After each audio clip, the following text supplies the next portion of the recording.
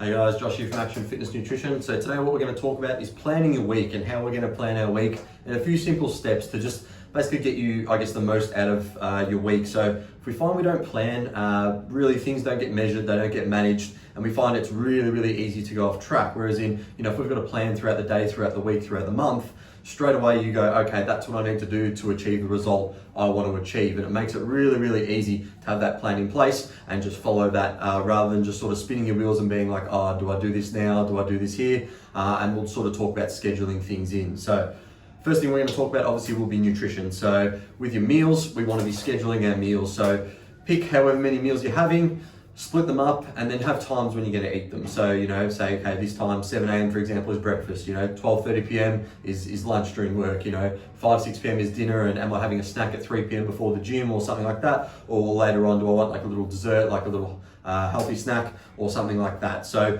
just by planning that straight away, the next day before you go to bed, okay, this is what I'm going to eat every day. And it takes that decision fatigue away. You find the more decisions you have to make throughout the day, you've probably got to a point where one time you get to dinner and you've made that many decisions in the day at work that you're like, stuff this, I'm getting takeout, I've had enough. So just by having that plan and planning your meals is going to be a really important step to achieving that long-term body composition.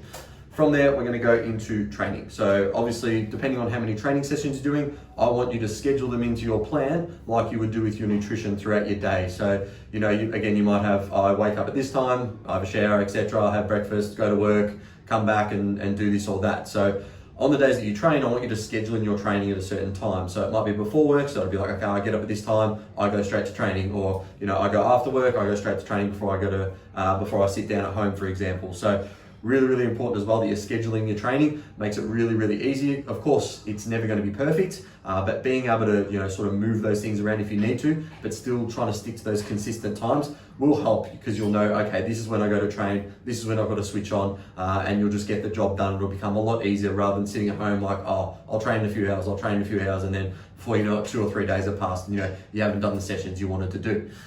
From there, we're going to get on to steps. So really easy to track. I know everyone's got like a little health app on their iPhone or Apple Watch or something these days. Really easy to just have a look at your steps and be like, oh, make a conscious effort to hit a certain amount. Now, there's no magic amount. Just have a look at what you're currently averaging, and then I'll probably just try and up that by just 1,000 to 2,000.